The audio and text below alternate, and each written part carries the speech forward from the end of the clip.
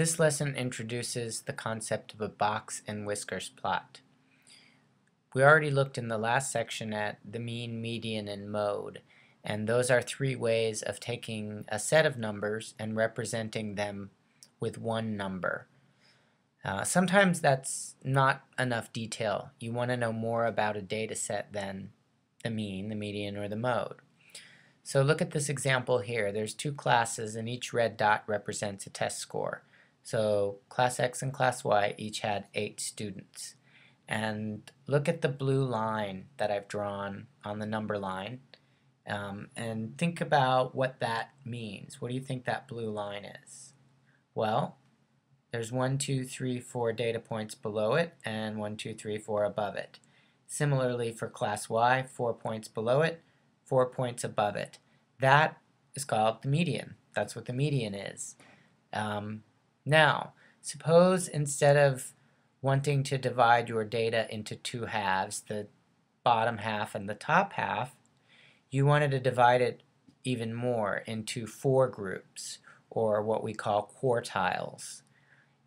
Well, in this particular example, let's look at class X first. Okay, I need a skinnier line here.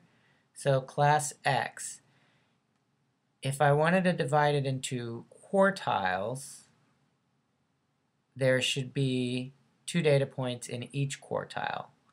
So those would be the 2 quartiles in the middle. And when you make a box and whisker plot, what you do is you put a dot there. These parts on the end are called the whiskers, and in the middle you have the box. Okay, so in each part there's 1/4 or a quartile of the data points. There's 1, 2 in this whisker, 2 points in this box, 2 points in this one, and 2 points in that whisker. And that gives you an indication of how the data are spread out. The median just tells you the midpoint. Half are above, half are below. By doing a box and whisker plot, you divide the data even further.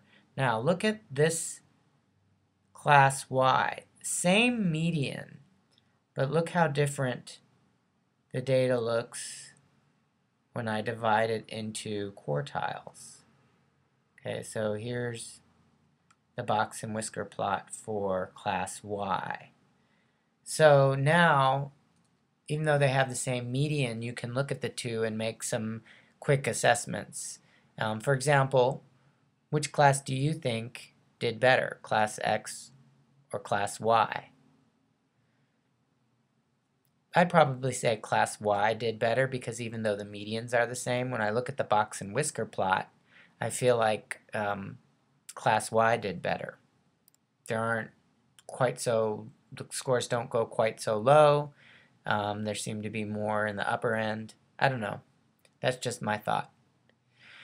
All right, for your homework, I want you to make 2 copies of this number line, one for class Q and one for class R, and then do a quick dot plot like I did with the red dots for each score, and then construct the box and whisker plot. Okay, pause the video if you need to copy down those numbers.